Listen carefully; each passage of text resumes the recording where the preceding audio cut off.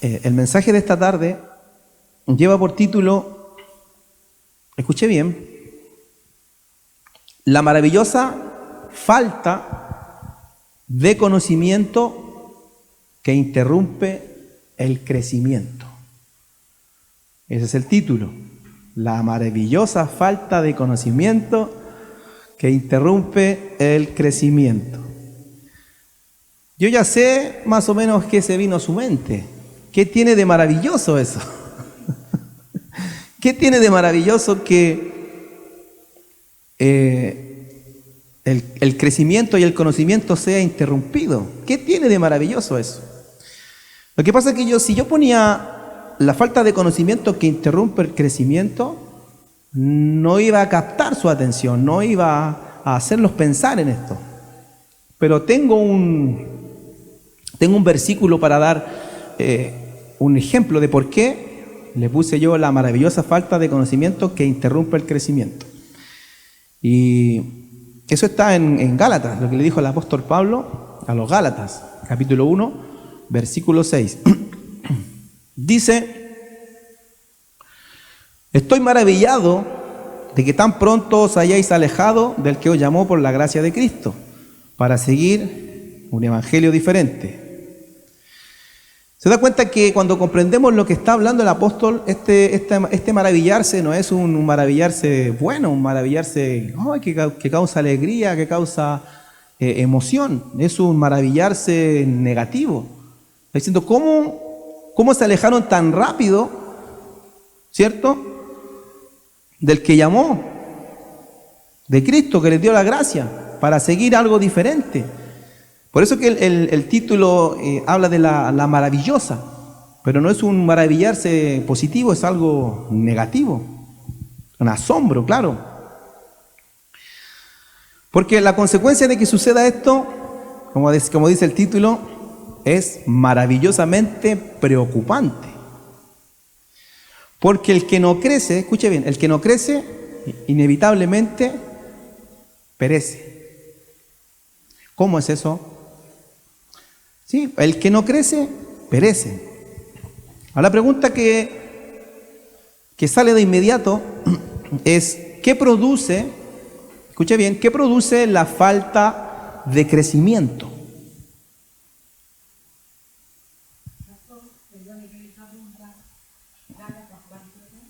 Uno seis. De nada. ¿Qué es lo que interrumpe? ¿O cuál es la consecuencia? ¿Qué produce la falta de crecimiento? Y mire lo que le voy a decir. Esto es producido por la disminución de nuestro amor a Dios. ¿Usted cree que esto puede suceder? ¿Nuestro amor por Dios puede disminuir?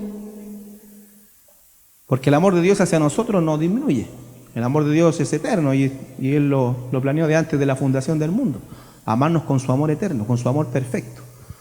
Pero nuestro amor puede disminuir por Dios, ¿cierto que sí? Quizá usted me dirá, pero si yo amo a Dios, yo siempre lo declaro, siempre lo digo. Pero vamos a ver qué es lo que dice la palabra. ¿Qué dice Dios de esto? Dice, si me amas, mis palabras guardarás.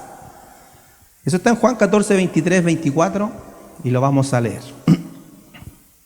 Dice, respondió Jesús y le dijo, el que me ama mi palabra guardará y mi Padre le amará y vendremos a él y haremos morada con él.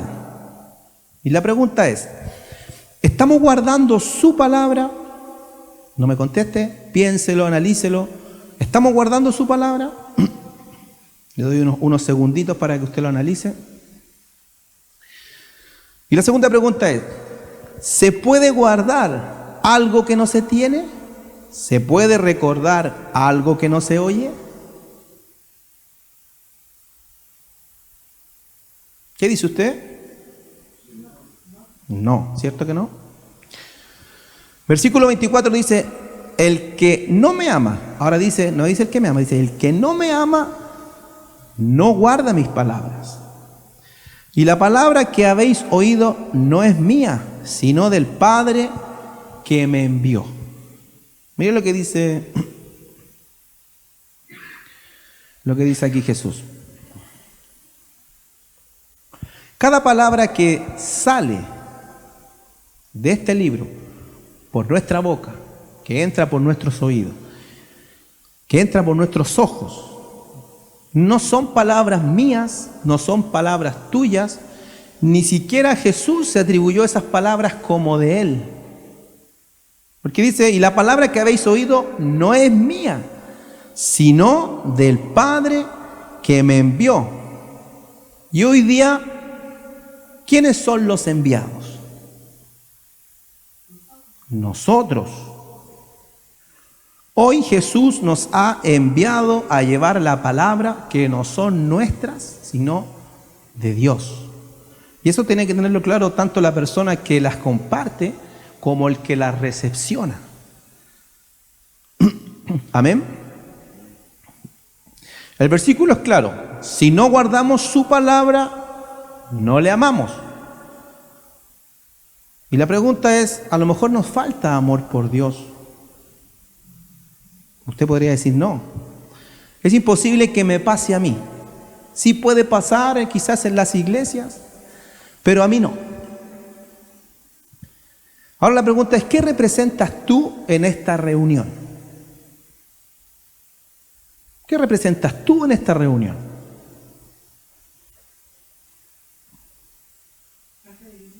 La iglesia.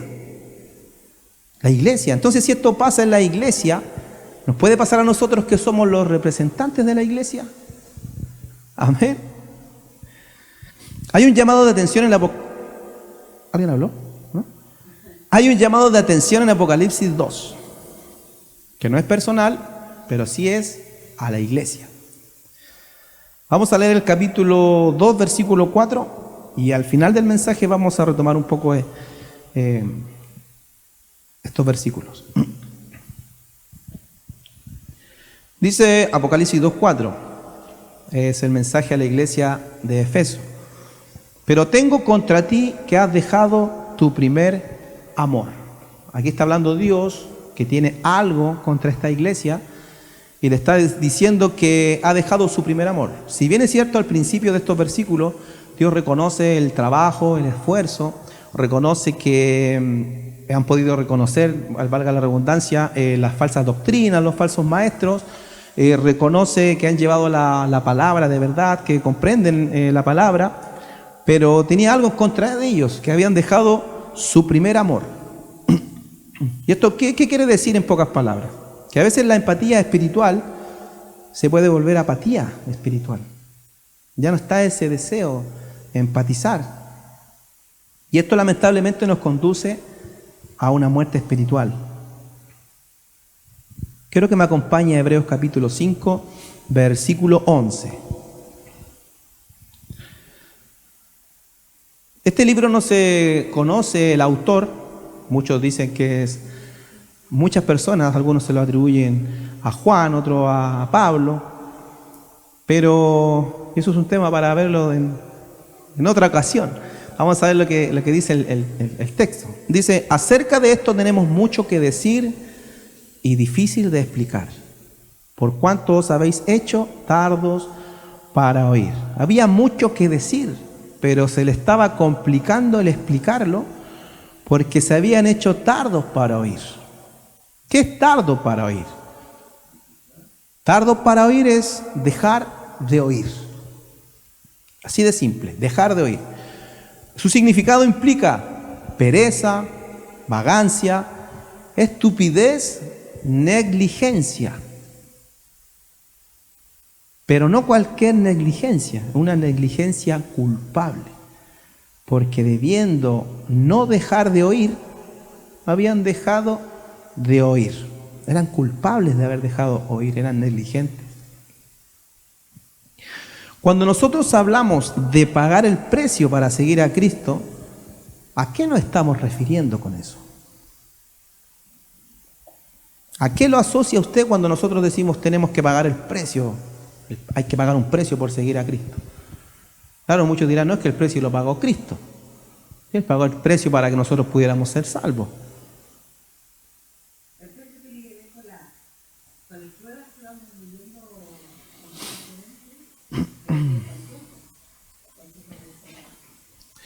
El precio que nosotros debemos pagar es el esfuerzo que nosotros hacemos para no dejar de oír. Porque si usted me dice, no, yo no hago ningún esfuerzo, yo siempre oigo. Yo siempre guardo todas las palabras. ¿Es verdad eso? Si yo le pregunto el título del mensaje pasado, ¿se acuerda? Si le pregunto el título del mensaje pasado, ¿se acuerda? Eso da evidencia que nos cuesta oír. Y que tenemos que esforzarnos para oír. Oír, ¿cierto? ¿Dónde voy? Oír para no dejar de crecer. O sea, cuando nosotros escuchamos una palabra y la guardamos, es un propósito. Ese propósito es que nosotros nos alimentemos para que podamos crecer. No es oír una palabra por oírla. No es escuchar un mensaje y encontrarlo bonito y listo. No. Nosotros oímos la palabra sabiendo que es palabra de Dios para guardarla en nuestra vida y que eso nos alimente espiritualmente para que podamos seguir creciendo. Yo no voy a crecer lo que tengo que crecer porque escucho un mensaje, porque me aprendo un versículo de la Biblia y ya estoy listo, ya crecí. No, esto es un alimento diario para que crezca nuestro hombre espiritual.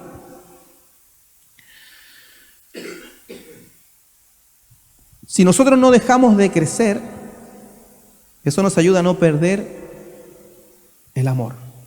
¿Alguien tiene Romanos 12:2 por ahí? Que lo busque, participe.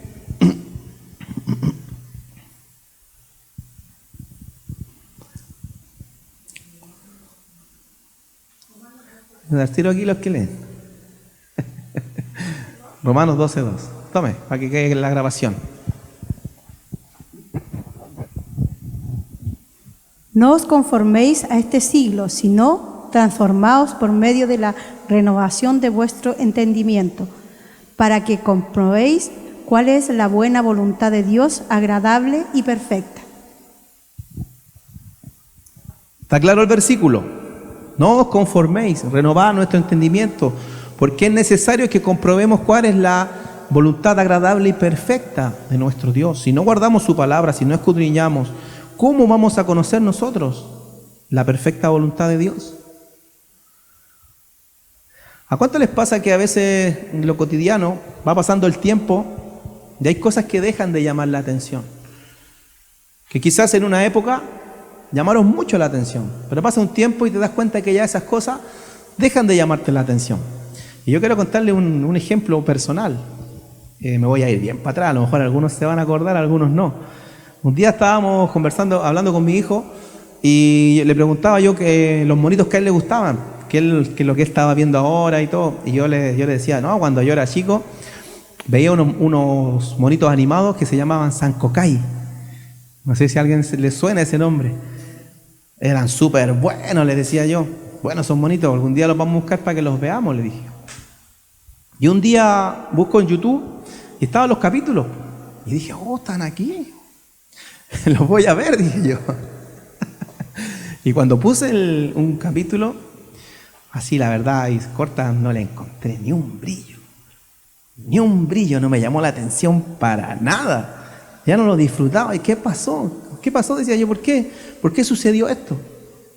Claro, porque uno va creciendo y ya las mismas cosas nos cautivan. Son otras cosas las que nos deben cautivar. Entonces, ¿esto qué nos hace pensar? Que hay cosas que cuando nosotros estamos bebiendo leche en las cosas del Evangelio y pasa el tiempo, es necesario que ya necesitamos un alimento más robusto. Ya no nos podemos quedar con las cosas básicas, porque en el nacimiento espiritual, en nuestra niñez espiritual, eran cosas que nos llamaban la atención. Pero este caminar en Cristo nos tiene que llevar a una madurez, que nos tienen que llamar la atención otras cosas.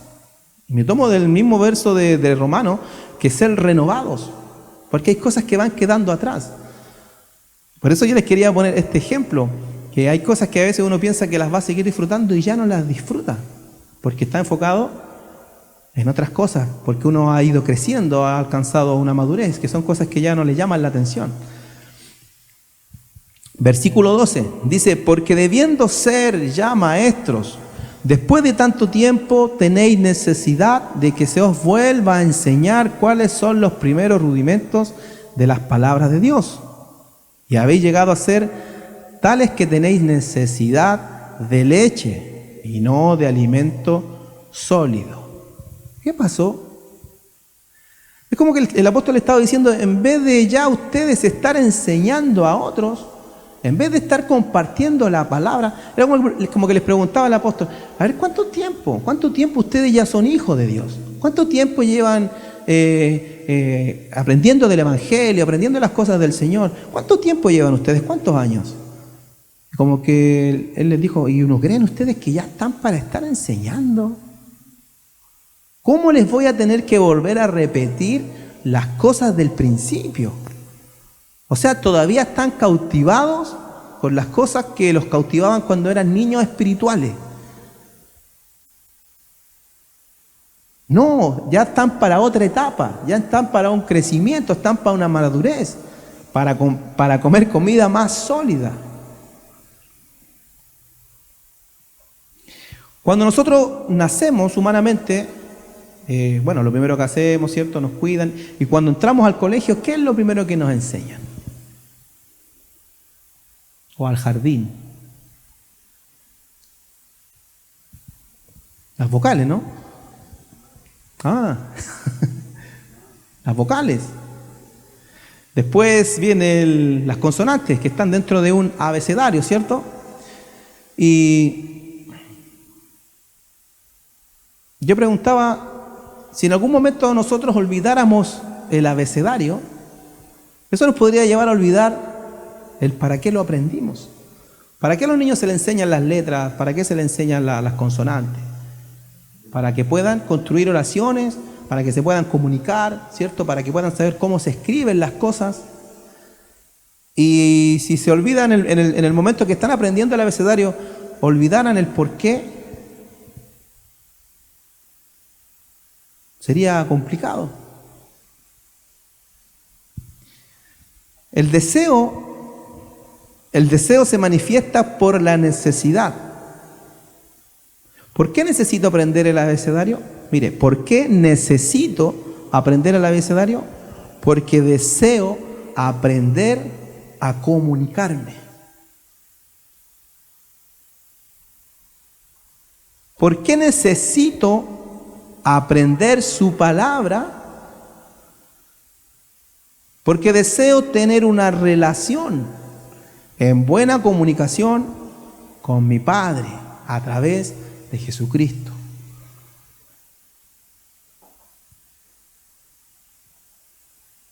Si no hay un deseo, no nace una necesidad. Si no hay una necesidad, no hay un deseo. Si nuestras vidas no manifiestan pasión por aprender y profundizar en su palabra, escucha esto, ¿qué nos hace pensar que nuestra predicación despertará pasión por Cristo a los inconversos? Lo voy a repetir. Si nuestras vidas no manifiestan pasión por aprender y profundizar en su palabra, ¿qué nos hace pensar que nuestra predicación despertará pasión por Cristo a los inconversos?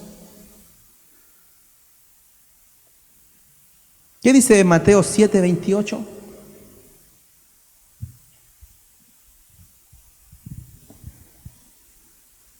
¿Quién la tiene ahí? Vamos lento. Mateo 7:28.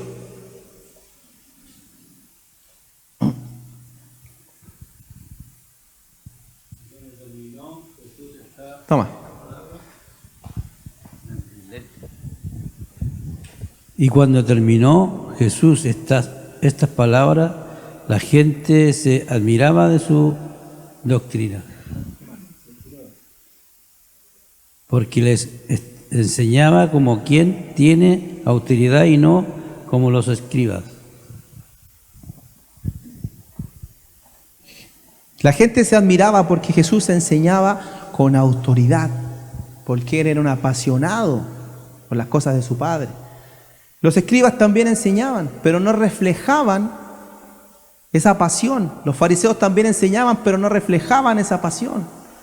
No reflejaban esa autoridad, porque no se apasionaban por las cosas de Dios, sino lo único que querían era comprender la ley, saber la ley y ser reconocidos por tener la verdad de la ley.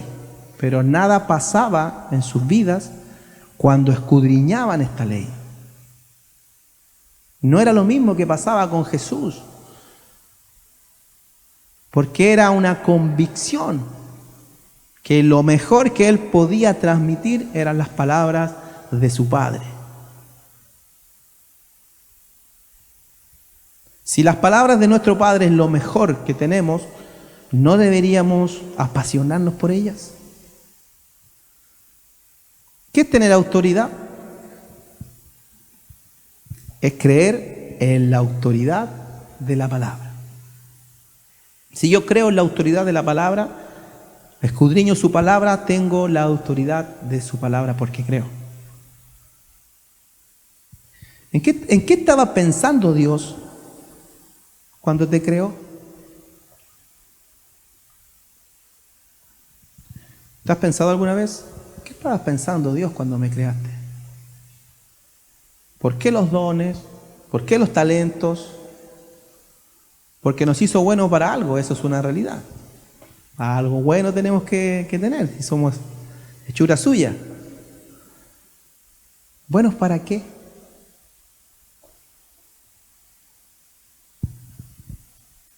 Seguimos con el versículo 13. Todo aquel que participa de la leche es inexperto en la palabra de justicia, porque es niño. Todo aquel que participa de la leche es inexperto en la palabra de justicia, porque es niño. ¿Cuántos alguna vez soñaron que como que movían un poquito de tierra y aparecía algo de valor? Algo con valor, o una moneda, algo. Yo varias veces cuando chico y quizás un poco grande soñé que como que uno movía la tierra y aparecía una moneda, y movía y aparecía más monedas. ¿Alguien más soñaba eso o estoy loco yo? Ya, uno como que sueña que escarba, que mueve y empiezan a aparecer moneditas y sigue escarbando y eso nos da una curiosidad, que uno dice, a ver si sigo escarbando. ¿Por qué? Porque es plata, pues algo de valor. Si sigo escarbando voy a encontrar más, si sigo escarbando voy a buscar más y nace una curiosidad en el sueño. Y la pregunta es, ¿acaso no nos nace esa curiosidad o no debería nacer esa curiosidad para seguir escarbando en su palabra? Porque así como en los sueños nosotros veíamos que aparecían más moneditas, cosas más de valor. Pero fuera del sueño yo te doy firmado que si nosotros escarbamos en la palabra, hay mucho más que lo que encontramos en el sueño. Y de un valor incalculable. Amén. Versículo 14. Pero el alimento sólido es para los que han alcanzado madurez, para los que por el uso tienen los sentidos ejercitados en el discernimiento del bien y del mal. ¿Qué es tener los sentidos ejercitados? El tener los sentidos ejercitados es lo que nos prepara para separar lo bueno de lo malo, el bien del mal, la verdad de la mentira, lo divino de lo terrenal.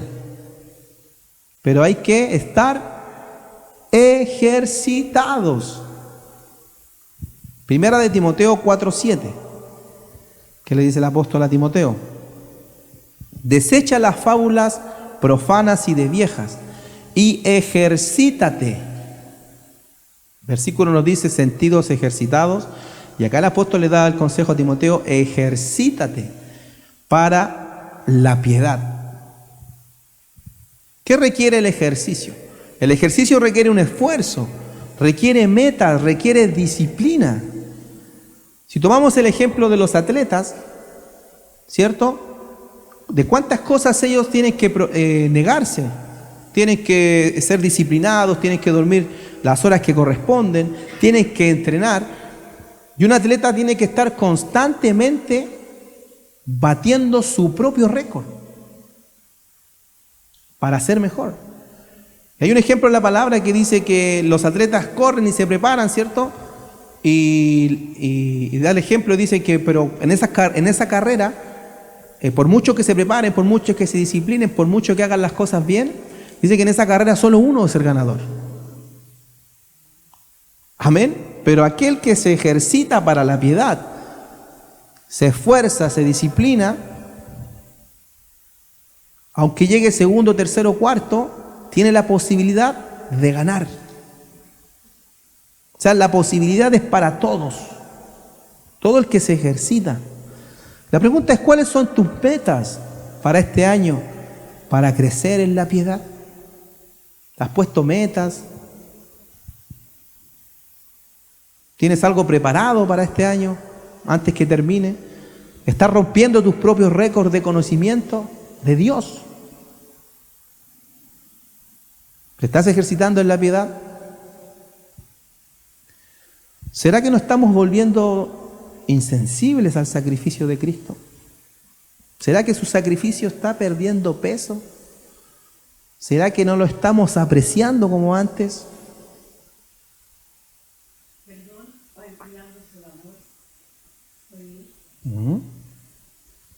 ¿Será que nuestro amor se está enfriando? Sin crecimiento no hay discernimiento. Por eso es que nos manda a ejercitarnos, a estar preparados los sentidos.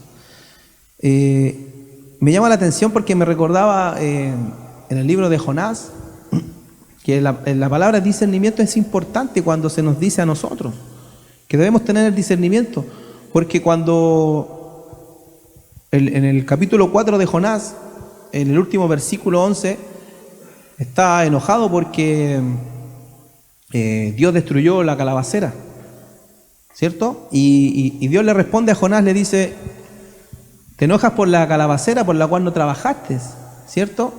O como que tienes compasión, tienes piedad de esta calabacera que fue destruida y no trabajaste. Y Dios le dice: ¿y no voy a tener yo piedad por Nínive, donde hay más de 120,000 personas? Y miren lo que le dice: que no saben discernir de su mano derecha a de su mano izquierda. Miren la palabra que usa Dios. ¿Cómo no voy a tener yo compasión de Nínive, donde hay más de 120,000 personas que no saben discernir? Veíamos en un mensaje anterior que también le estaba dando una lección a Jonás, porque cuando Dios le mandó a Nínive y él se fue a Tarsis, no actuó como un niño que no sabe discernir. Como que Dios le estaba diciendo: ¿acaso cuando yo te mandé que fueras para la derecha no te fuiste para la izquierda? ¿No estabas actuando igual que los ninivitas? ¿Te das cuenta la importancia de adquirir el discernimiento?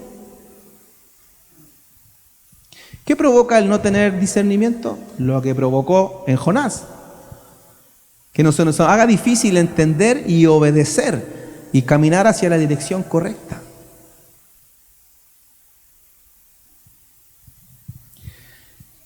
¿Qué produce el alimento espiritual en nosotros? Salmo 19:7. Salmo 19:7, y lo voy a leer. Dice: la ley de Jehová es perfecta. Escuche bien, la ley de Jehová es perfecta, que convierte el alma. Y la segunda parte del versículo dice: el testimonio de Jehová es fiel, que hace sabio al sencillo. ¿Cuántos aquí son sencillamente un ser humano? Somos sencillamente seres humanos. Esta sabiduría no se refiere a una sabiduría para presumir. No es la connotación que le está dando el salmista. Es una sabiduría para actuar. Y el mismo versículo nos deja claro, porque dice, la primera parte del versículo: la ley de Jehová es perfecta, que convierte el alma. O sea, ¿qué es lo que se convierte? El alma. Pero la segunda parte dice: el testimonio de Jehová es fiel, que hace sabio al sencillo. No dice que cambia al sencillo en sabio, Nos dice que hay una transformación. Seguimos siendo sencillamente humanos, pero con la sabiduría de Dios para saber actuar. Mira qué lindo lo que el versículo nos deja en claro. No cambiamos de sencillos a sabios, no hay un cambio, no hay una transformación, sino que a estos sencillamente humanos, Dios nos hace sabios en su sabiduría. Primera de Timoteo capítulo 6, 12. Este es el consejo que Pablo le da a Timoteo. Primera de Timoteo 6, 12. Pelea la buena batalla de la fe. Echa mano de la vida eterna, a la cual asimismo fuiste llamado, habiendo hecho la buena profesión delante de muchos testigos. ¿Contra quién se pelea la buena batalla?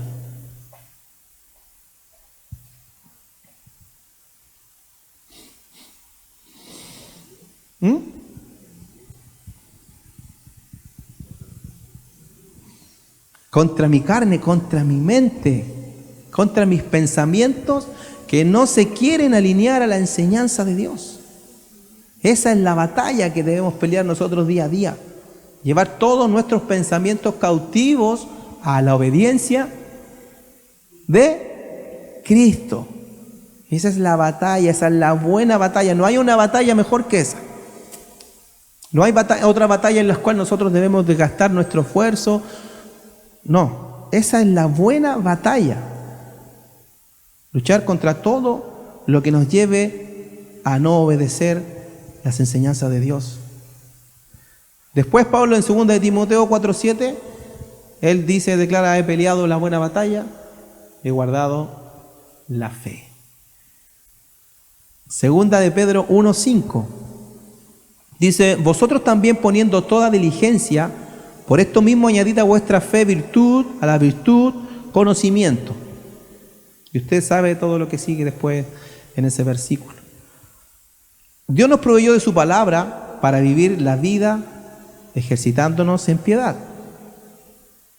La pregunta es, ¿cuánto debemos seguir esperando para aplicar esta verdad a nuestra vida? ¿Cuánto cree usted que debemos seguir esperando para aplicar esta verdad en nuestra vida?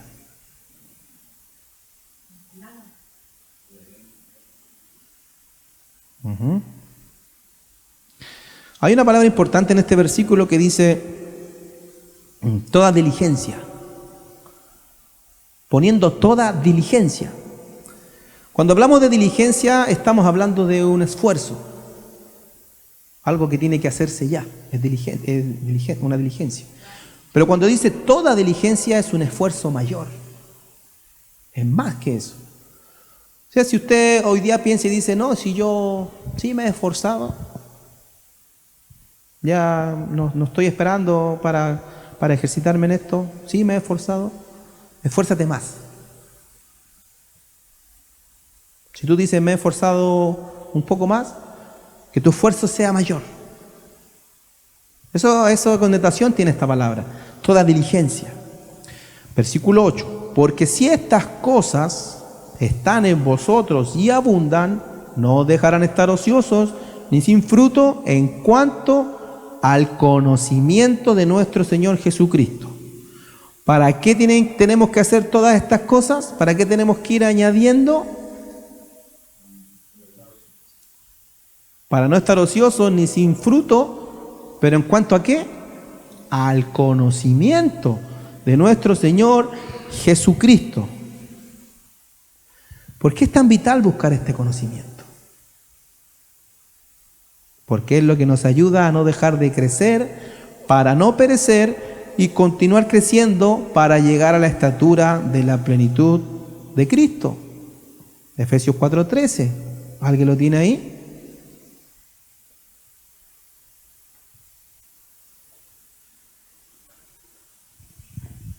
¿Lo tiene?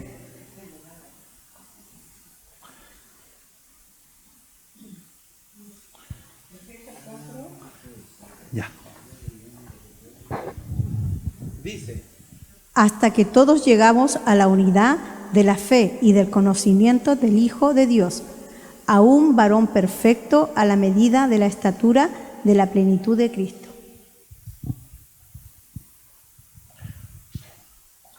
Hasta que el pastor, hasta que los líderes, ¿cómo dice el versículo? Hasta que todos, porque todos somos el cuerpo de Cristo, todos hemos sido creados con un propósito, como decíamos al principio. Cuando nos preguntamos, ¿para qué me creó Dios? ¿Para qué puso dones? Porque todos somos parte del cuerpo de Cristo. Y la pregunta es ahora, ¿quién ha llegado a la estatura de Cristo? ¿Hay alguno por ahí? ¿Hay alguien por ahí? ¿No? Nadie, hermano, nadie ha llegado. Hay 3 maneras que el ser humano puede vivir. 3 maneras. Pero adivine cuántas correctas hay. Una, pues. Una sola. Puedes vivir en la voluntad de Dios, o vivir en tu propia voluntad, o vivir en la voluntad del diablo. Usted dirá, no, yo ya no vivo en la voluntad del diablo porque Cristo me ha hecho libre, ¿cierto? Ya no estamos en la esclavitud como cantábamos. Pero ¿eso quiere decir que estamos viviendo en la voluntad de Dios? ¿O puede que estemos viviendo en nuestra voluntad? Si miramos desde nuestra voluntad hacia la voluntad del diablo, te permito un aplauso para ti. Te doy un reconocimiento. Anótate un más. Pero si miramos de nuestra posición de vivir de nuestra vida en nuestra propia voluntad, a vivir en la voluntad de Dios, más que un aplauso que debiéramos recibir. Tenemos 3 formas de vida, pero hay una sola en la que debemos nosotros vivir. ¿Sabe por qué nosotros debemos vivir en la voluntad de Dios?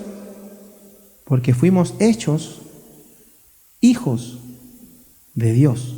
¿Qué hizo el Hijo de Dios cuando vino a la tierra a darnos ejemplo? Solo la voluntad de su Padre. ¿Se da cuenta que tenemos una responsabilidad cuando somos hechos hijos de Dios? Yo me acuerdo de un corito antiguo que decía, mira qué dicha nos ha dado el Padre de ser llamados hijos de Dios. Y nos gozábamos, ¿cierto? Pero entendíamos que hay una responsabilidad.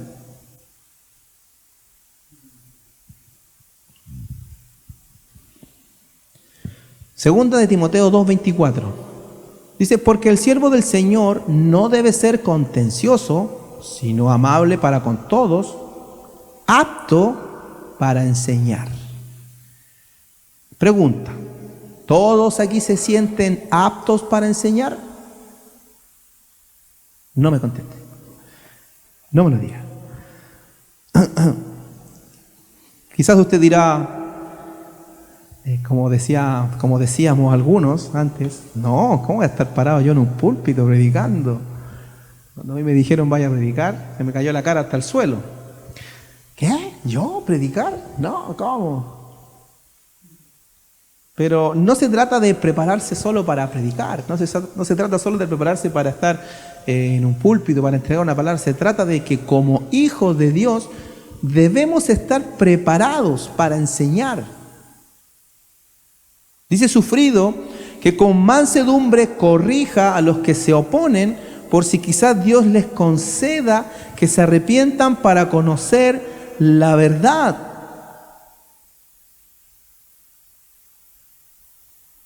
¿Por qué amables? ¿Por qué con mansedumbre?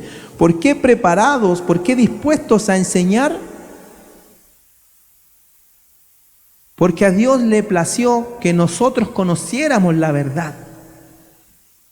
Y el versículo lo deja claro, que a Él le plació que nosotros los conociéramos. Porque aquí se dice, por si quizás Dios le conceda que se arrepientan para conocer la verdad. ¿Qué ha significado para ti el conocer la verdad, que Dios le haya placido darnos la posibilidad de conocer la verdad? ¿Qué significa para ti?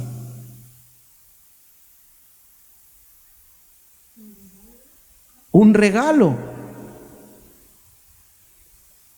Es un regalo inmenso que a Dios le haya placido sacarnos de la mentira y concedernos conocer la verdad.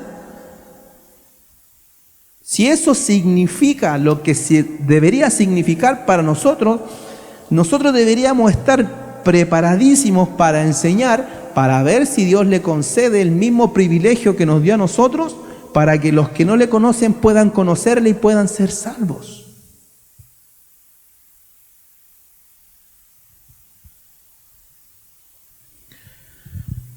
Y escapen del lazo del diablo en que están cautivos a voluntad de Él. Si realmente hemos sido librados del lazo del diablo, deberíamos estar viviendo en la voluntad de Dios. El lazo del diablo es algo que no es agradable, es algo que no llega con tranquilidad, es algo que es fuerte, es algo que te anda buscando agarrarte y tenerte y dejarte ahí preso. Pero podríamos decir que hoy día estamos en los lazos de Dios. Porque hay un versículo que habla que hemos sido atraídos a Él con cuerdas de amor. Amén. No por obligación y no por una imposición, sino por su infinito amor. Sus cuerdas de amor nos han atraído hacia Él. ¿Alguien quiere que esas cuerdas se suelten? No, que permanezcan en nosotros. Amén. Vivir en la voluntad de Dios. Una buena pregunta sería, ¿cómo hago todo lo que hago? ¿Siempre busco hacer la voluntad de Dios? ¿O a veces paso por alto y hago mi voluntad? Pero declaro que ya no estoy en el lazo del diablo. O sea, que ya no estoy en el lazo del diablo, estoy bien. Pero ¿siempre hago su voluntad o a veces la paso por alto y hago mi voluntad? Y mira el texto que te voy a leer, que está en 1 de Juan 5, 18. Dice, sabemos que todo aquel que ha nacido de Dios no practica el pecado.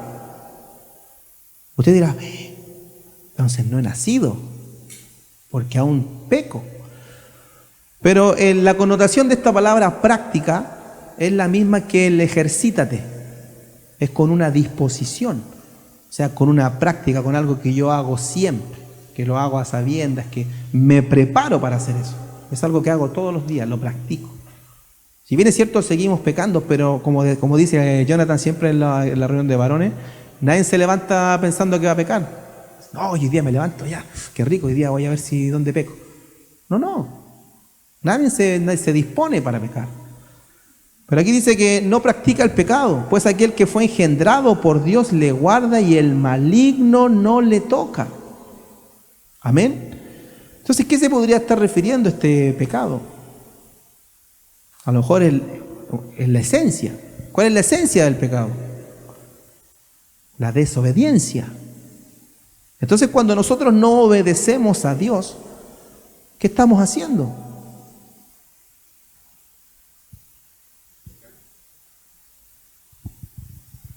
Todo aquel que ha nacido de Dios no practica el pecado, o busca, en la mayoría de lo posible que pueda, no desobedecer a Dios. Efesios 5, 16. Vaya anotando ahí para que no se queden los versículos atrás. Efesios 5, 16. Dice, aprovechando bien el tiempo, porque los días son malos. El sentido que le da el original a esta palabra tiempo no se refiere al cronos. Si usted busca en el original, no se refiere al cronos, sino que tiene que ver con el kairos. ¿Y qué es lo que es el kairos? Que nos ha dicho siempre que es el kairos. Tiempo de Dios. Y si el tiempo de Dios es un tiempo de oportunidad. O sea, cuando dice aprovecha bien la oportunidad. Entender esto me ayuda a no olvidar que mi kairos algún día se acabará. Que mi vida y en mi vida ese tiempo de oportunidad que Dios me da se acabará.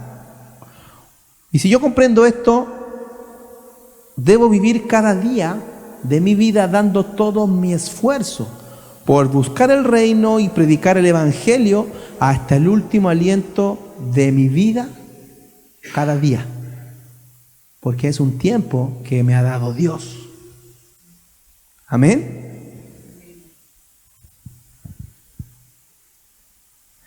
La pregunta que nace ahora es, ¿lo que hago con todo mi esfuerzo, día a día, podría provocar que los hombres me admiren, me aplaudan y que se pongan contentos? Piensa tú en lo que haces a diario, en lo que colocas tu esfuerzo. Si eso podría provocar a que los hombres te admiren, que te aplaudan, que se pongan contentos. Piensa un poco. Si pensaste que es así, la otra pregunta que ¿es eso lo que te gusta? ¿Eso es lo que realmente quieres? Mira la otra parte. O prefieres escuchar, escucha esto, o prefieres escuchar en el día final, este es mi hijo amado, en el cual estoy complacido de haberlo creado, porque su forma de vida causa en mí contentamiento. ¿No sería mucho mejor escuchar esto?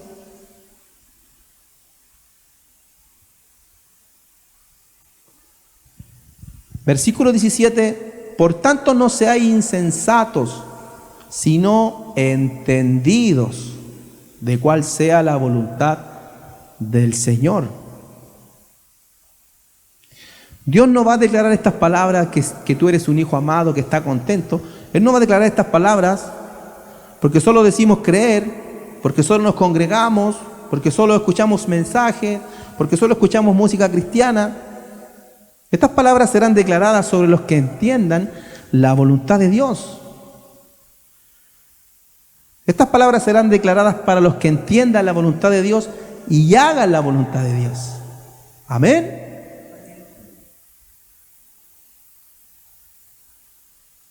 Y para eso no debe caer nuestro amor por Dios. No debe disminuirse. Debemos entender cuál es la verdadera forma de amar a Dios. ¿Y qué decía al principio? Si me amas, ¿qué dice? Guardarás mi palabra. Esa es la verdadera forma de amar a Dios. Voy a hacer la pregunta para ver si recuerdan. ¿Para qué debemos guardar su palabra?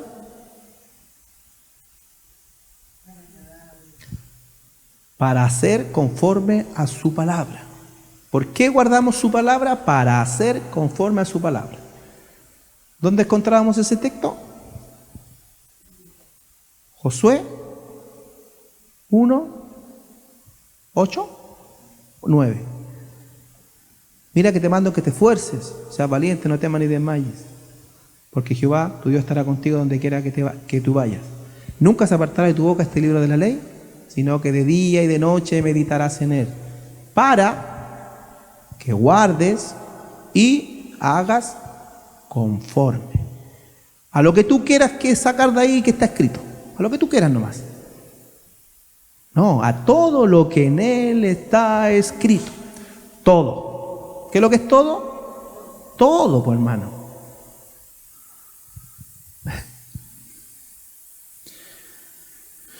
Volvemos a Apocalipsis capítulo 2, versículo 4. Pero tengo contra ti que has dejado tu primer amor. La pregunta es, ¿cómo puedo yo evidenciar si he dejado mi primer amor? Con las siguientes frases meditándolas en nuestra cabeza. ¿Estás más involucrado que al principio? ¿Estás participando y tomando más responsabilidades que al principio de tu caminar? ¿Estás más cerca de la estatura de Cristo ahora o te sentías un poco más cerca al principio de tu caminar? Entonces, si nuestro análisis o tu análisis te lleva a responder a estas preguntas con un no, es porque has perdido tu primer amor. Yo me recuerdo cuando era niño y personas que dicen, me acuerdo cuando íbamos al hospital Caminábamos cerro y cerro para ir a visitar a los enfermos. Y íbamos todos, nos juntábamos. Y la pregunta, ¿y ahora por qué no pasa eso? Si esas eran las primeras obras, que es lo que dice ahí en el tengo algo contra ti, vuelve a tus primeras obras, le dice. O sea, vuelve a realizar lo que hacías por mí con ese primer amor. Vuelve a darme esa excelencia de tu tiempo. Porque si no vamos creciendo a la estatura, es porque no estamos creciendo y nuestro amor está disminuyendo.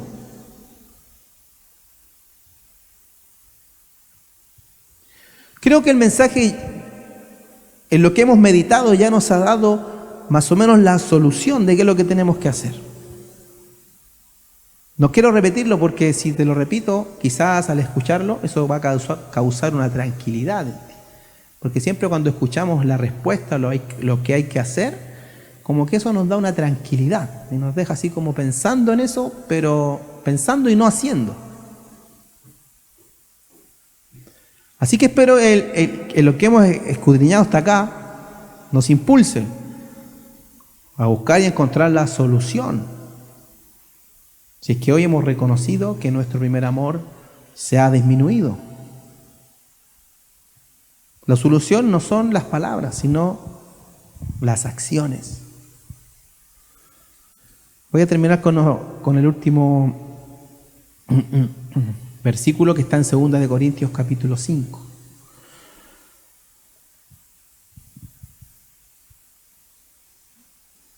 Versículo 14. 2 Corintios 5, 14. Dice, porque el amor de Cristo nos constriñe, pensando esto, que si uno murió por todos, luego todos murieron. O sea que cuando yo pienso esto y logro captar el amor de Cristo, esto a mí me constriñe. ¿Qué es lo que es constriñir? Tiene muchos significados, pero yo anoté algunos. Que el amor de Cristo me sostiene, me mantiene, me preserva, también me impulsa. Y cuando pienso esto, en lo que hizo Dios para mostrarme su amor, esto me tiene que dejar extremadamente conmovido.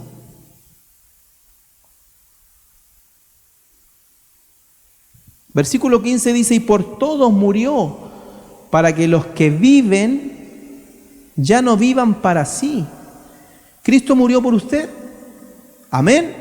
Entonces usted vive. Y como usted vive, ya no debe vivir para sí, sino para aquel que murió y resucitó por ellos, por nosotros.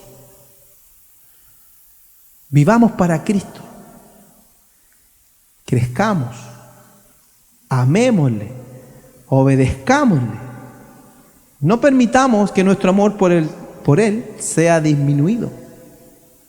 Conocimiento de Dios más que rituales de sacrificios vacíos. Que hoy en día podamos declarar, yo no moriré, yo no moriré, yo no moriré. No voy a permitir que nada interrumpa mi crecimiento, mi conocimiento de Dios y el amor que yo siento al meditar en lo que Él hizo por mí. Que eso me mueva, que eso me impulse a una obediencia cada día más perfeccionada para Él. Amén. ¿Cuántos reciben esta palabra? ¿Cuántos se la llevan en el corazón? Dale un fuerte aplauso al Señor. Damos gracias a nuestro Dios por hablar a nuestras vidas a través de su palabra. Maravilloso.